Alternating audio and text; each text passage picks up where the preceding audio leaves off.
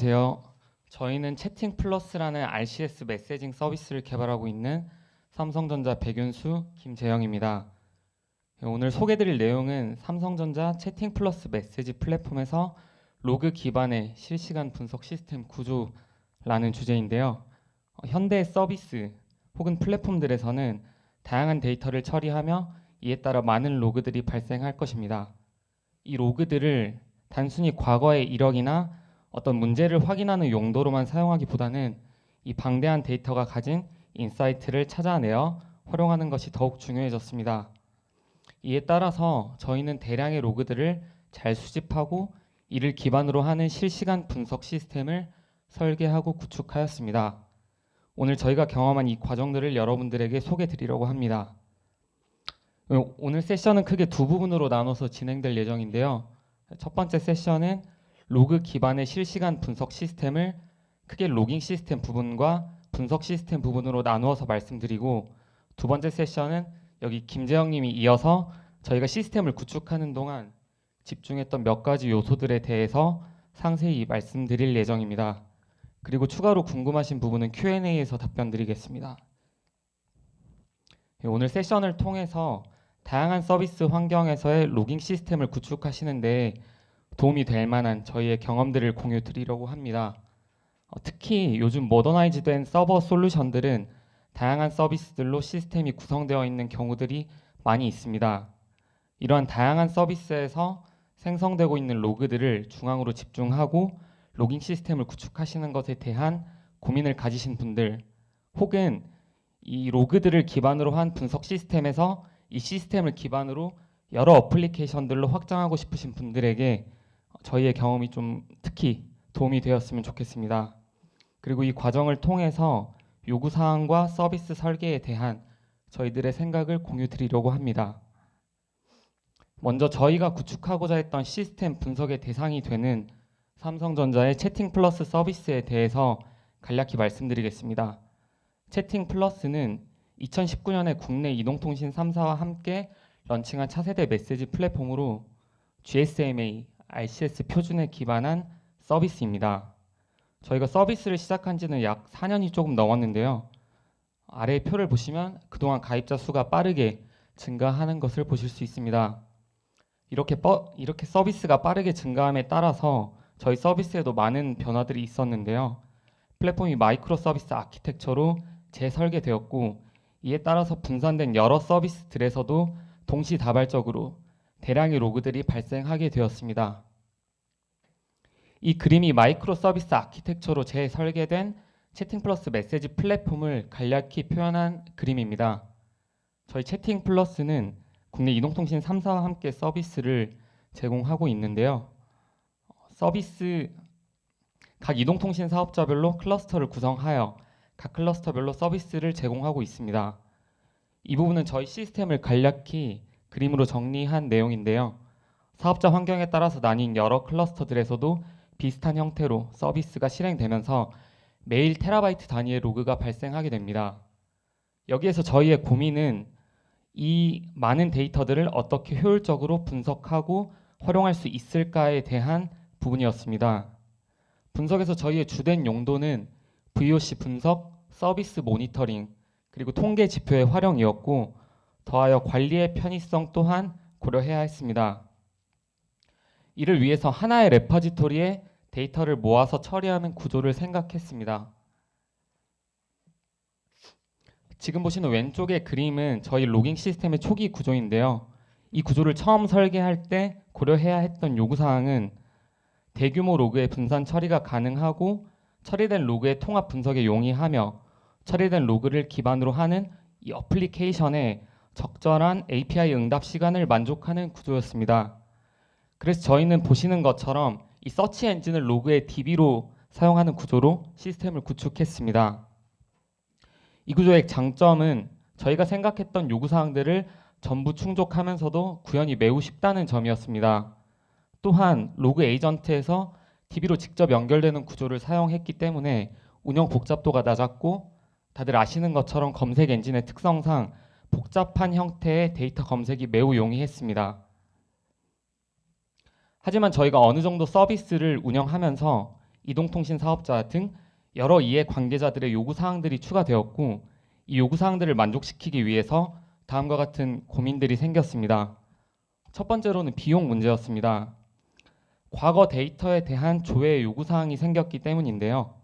기존에는 최근 수개월 동안의 데이터만 제공했기 때문에 저장 비용에 큰 부담이 없었습니다.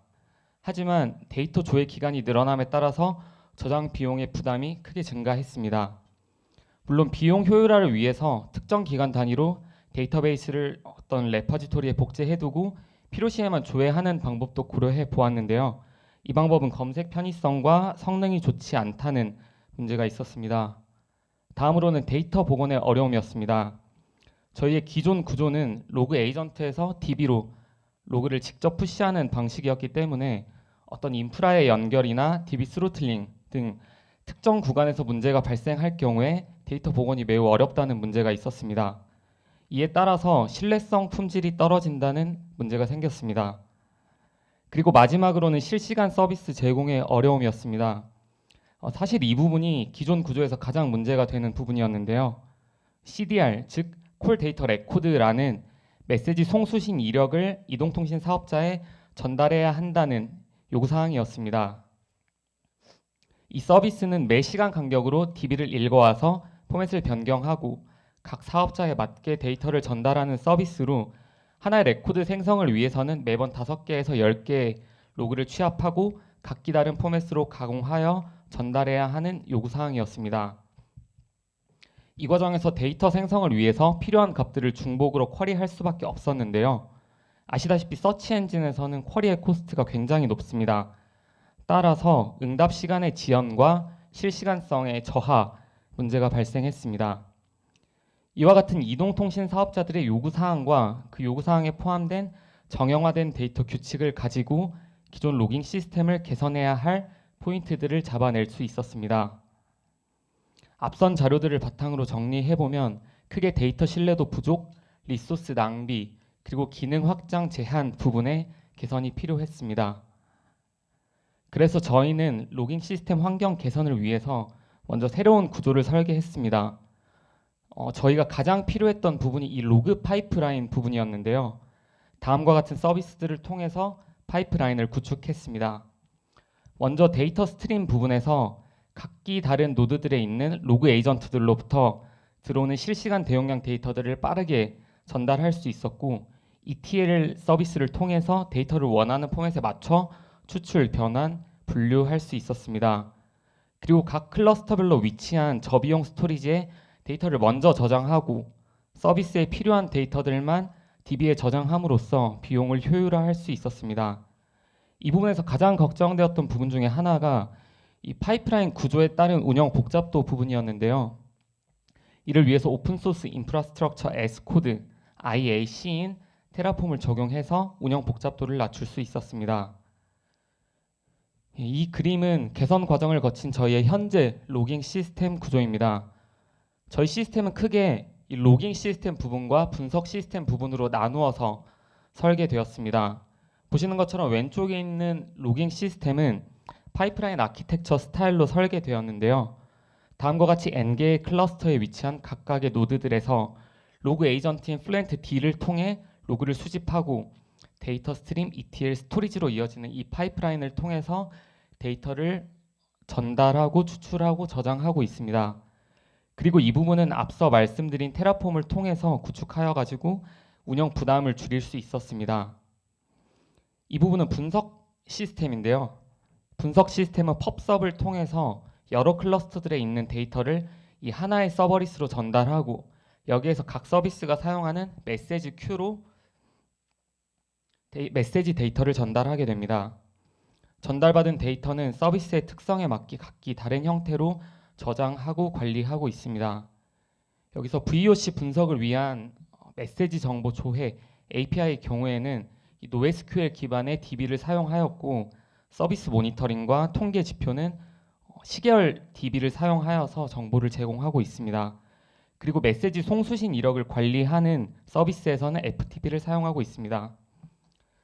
이 메시지 큐에는 각 스토리지 접근을 통해서 정보를 가져올 수 있도록 이렇게 각 스토리지들의 위치 정보가 들어 있습니다.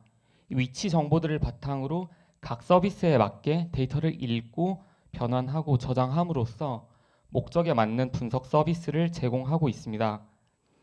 그리고 이를 통해서 서비스의 안정성을 확보하고 복원 가능한 구조를 갖추게 되었습니다. 로깅 시스템 구조 개선 결과를 정리해보면 크게 안정성, 확장성, 실시간성 품질, 그리고 비용 절감의 효과를 얻었습니다. 첫 번째로 안정성은 세션 2에서 여기 앉아 계신 김재영 님이 다시 자세히 설명 주실 내용이지만 파이프라인 구간별로 리커버 프로세스를 통해서 로그 유실 방지 및 신뢰성 검증을 갖춘 구조가 되었습니다. 두 번째로 스토리지와 펍섭 패턴을 통해서 확장이 쉬운 구조가 되었습니다. 스토리지의 모니터링을 위한 외부 솔루션을 쉽게 적용할 수 있었고 펍섭을 통해서 쉽게 서비스를 확장시킬 수 있었습니다. 세 번째로 파이프라인 구조를 통해서 실시간 구조를 갖추게 되었습니다. 데이터 스트림, ETL을 통해서 실시간으로 데이터를 빠르게 수집하고 저장하고 변환할 수 있게 되었고 요구되는 시간 내에 변환된 데이터를 제공할 수 있게 되었습니다. 그리고 마지막으로 데이터 저장소 변경과 고비용의 쿼리를 줄임으로써 비용을 절감하였고 앞서 말씀드린 테라폼을 통해서 운영 복잡도에 따른 비용 또한 절감할 수 있었습니다. 세션 1의 결론은 요구사항에 대한 정확한 이해의 중요성입니다. 현대 서버 어플리케이션에서 생성되는 대량의 로그들을 실시간으로 수집하고 수집된 로그를 기반으로 분석하고 활용하는 서비스를 만드는 데에는 서비스의 특성에 따라서 여러 가지 방안이 있을 수 있습니다. 저희의 기존 구조와 같이 검색 엔진을 이용한 로깅 시스템으로 여러 서비스에서 범용으로 사용할 수 있는 이런 로깅 시스템을 구축할 수도 있고 저희의 현재 구조와 같이 파이프라인을 이용해서 실시간 처리를 극대화하는 이 성능을 극대화하는 요구사항을 가진 시스템도 있을 수 있습니다. 중요한 것은 각 시스템의 요구사항에 맞는 적절한 로깅 시스템을 구성하는 것이라고 생각합니다. 물론 처음부터 완벽한 시스템을 구축하는 것은 정말 어렵습니다. 하지만 시스템의 목적을 이해하고 설계하는 과정에서 오늘 이 세션이 여러분들에게 조금이나마 도움이 됐으면 좋겠습니다. 이상으로 세션 1 발표를 마치겠습니다. 감사합니다. 이어서 세션 2 딥다이브는 김재영 님이 이어서 발표하겠습니다.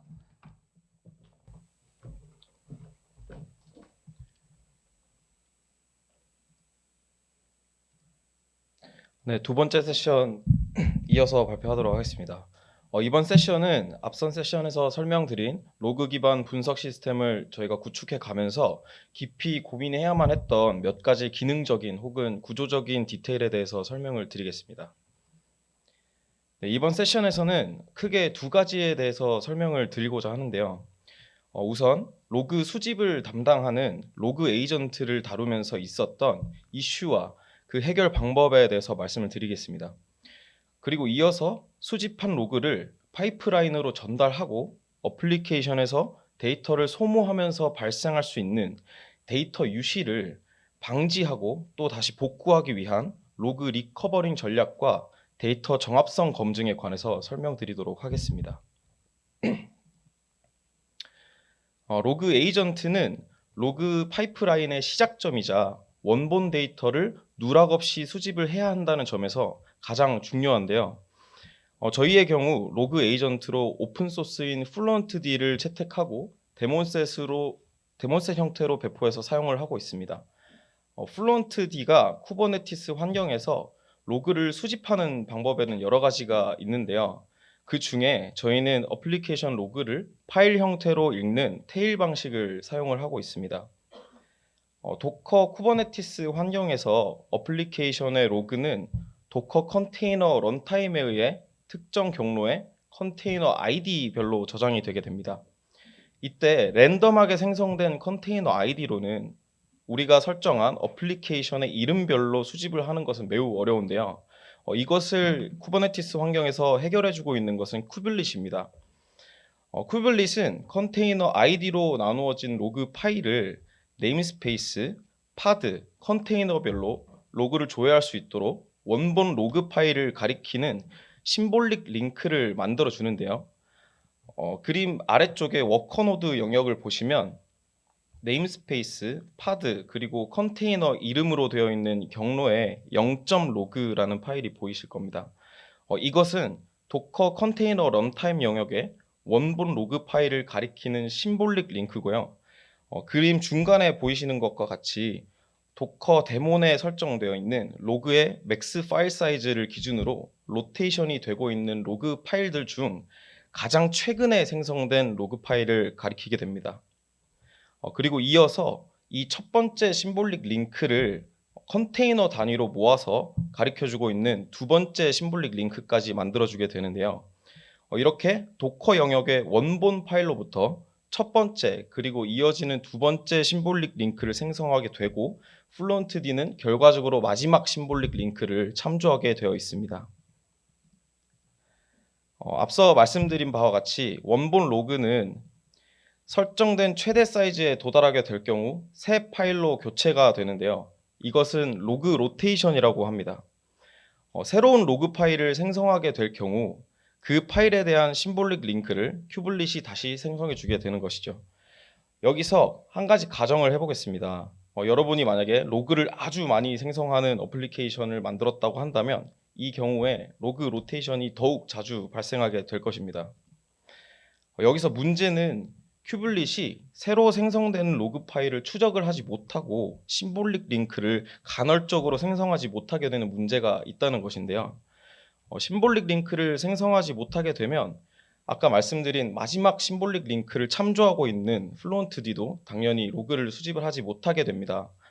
저희는 이를 해결하기 위해 로그 파일이 맥스 사이즈에 도달하는 최소 시간 단위를 도출하고 이 2단으로 구성되어 있는 심볼릭 링크를 단위 시간마다 추적해서 다시 생성하는 스크립트를 통해서 이걸 해결했습니다.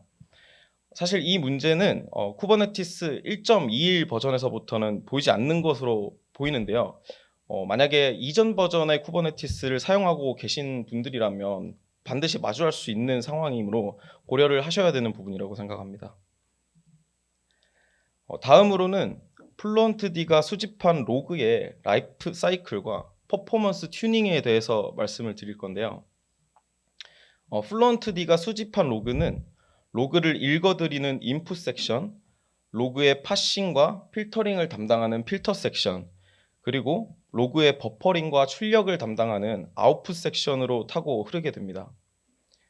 사실 저희가 오픈소스를 다루다 보면 오픈소스가 제공하는 기본 설정을 그대로 따라가게 되는 경우가 많은 것 같습니다. 저희 또한 처음에 가이드된 설정에다가 우리가 필요한 기능을 추가하는 식으로 초기 설정을 했었는데요. 이렇게 하게 된 이후에 저희가 운영 중인 전체적인 서비스의 요청량이 많이 증가함에 따라서 전체 서비스의 성능 향상도 진행을 하게 됐었는데요.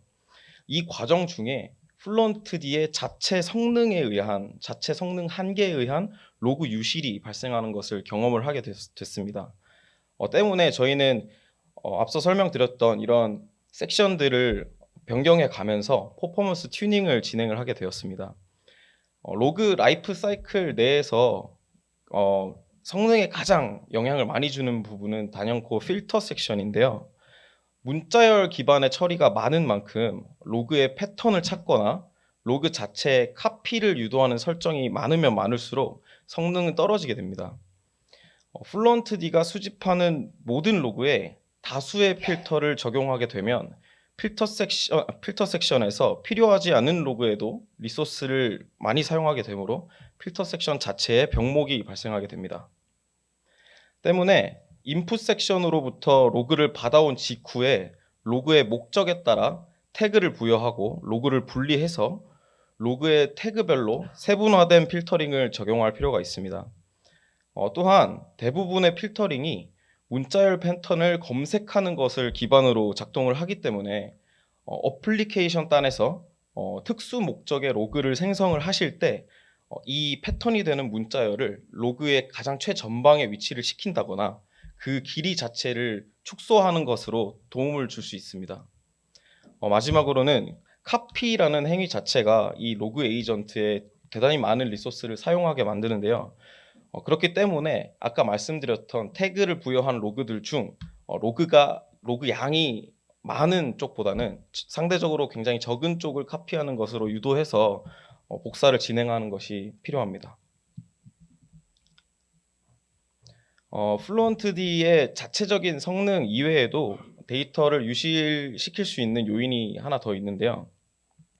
앞서 설명드린 로그 로테이션과 플루언트D가 배포가 되는 사이클 간에 타이밍이 맞지 않으면 로그가 유실되는 문제가 있습니다.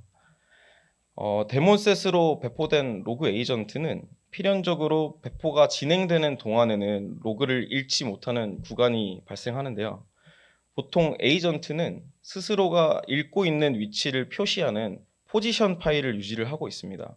더불어서 로테이션이 발생하더라도 새로운 로그 파일 이전의 로그, 즉 로테이션 직전의 로그를 읽을 수 있도록 자체적인 기능을 가지고 있는데요. 하지만 이러한 경우에는 문제가 생길 수 있습니다.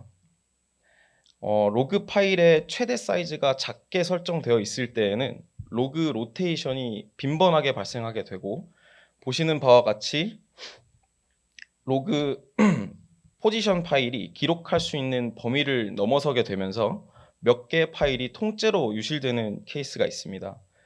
때문에 여러분들이 이것을 설정을 하실 때 로그의 최대 사이즈를 미리 증가시켜 두시거나 로그 로테이션을 하더라도 에이전트가 원래 있던 위치에서 읽을 수 있도록 이 크기를 좀 더 키워두는 것이 매우 중요합니다.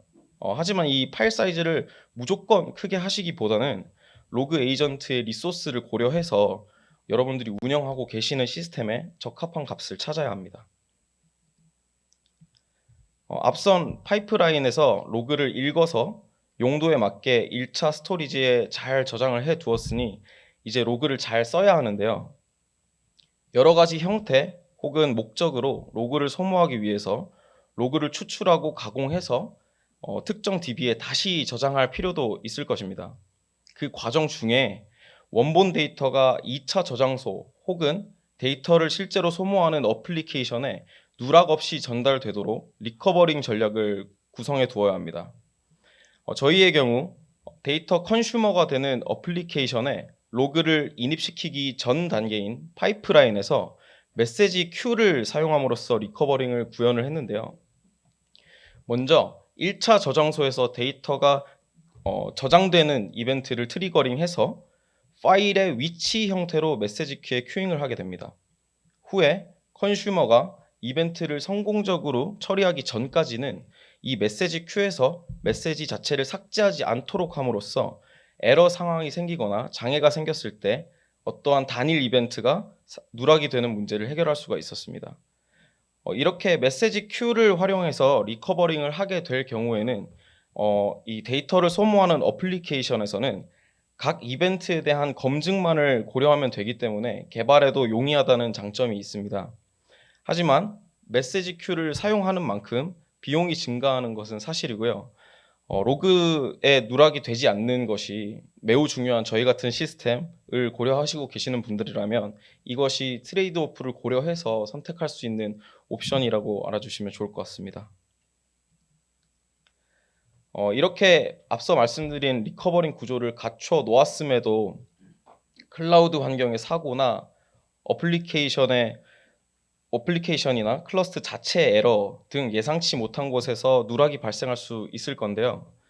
이러한 누락 포인트들은 설계함에 있어서 사전에 예측을 해두고 그에 대한 복구 전략을 갖추어 두어야 할 것입니다. 예상치 못한 누락이 발생했을 때 1차 스토리지의 원본 데이터와 가공된 2차 데이터를 비교해서 값의 불일치 혹은 누락을 검출하는 정합성 검증 툴을 만들 수 있습니다. 정합성 검증 툴을 개발하면서 신경 써야 할 점은 정합성 검증을 저희가 받아들이는 모든 데이터에 모두 진행하면 이것은 운영 환경의 성능과 비용에 아주 부담을 줄 수 있다는 것인데요. 이것은 데이터 누락 혹은 데이터 불일치 상황을 인지할 수 있는 모니터링 시스템을 먼저 갖춰둠으로써 해결을 할 수가 있습니다. 모니터링 시스템에서는 간단히 문제 시점을 먼저 파악하고 그 해당 시간대에 있는 데이터만 따로 검증을 함으로써 해결을 할 수가 있습니다. 혹은 시스템의 최한시 등과 같이 시스템 리소스가 여유 있는 시간대에 정합성 검증을 주기적으로 진행을 할 수도 있는데요. 저희는 이와 같은 전략을 쿠버네티스 크론잡 스케줄링으로 구현을 했습니다. 크론잡이 검출한 불일치 데이터를 저희가 구축해 놓은 로그 파이프라인에 복구해야만 하는 위치에 다시 트리거링을 시킴으로써 데이터의 저장부터 소모하기까지 모든 지점에서 데이터를 복구를 할 수가 있습니다. 네, 여기까지가 저희가 시스템을 구축을 하면서 경험했던 내용을 공유드렸습니다. 사실 이와 같은 로그 기반 분석 시스템을 개발하는 동안 엄청 여러 가지 문제점을 마주했는데요. 저희가 오늘은 대표적인 두 가지에 대해서 말씀을 드렸고요. 아무쪼록 저희가 말씀드린 내용들이 로깅과 그로부터 확장된 서비스를 개발하고자 하시는 분들께 좋은 레퍼런스가 되었으면 좋겠습니다. 네, 저희가 준비한 내용은 여기까지고요. 감사합니다.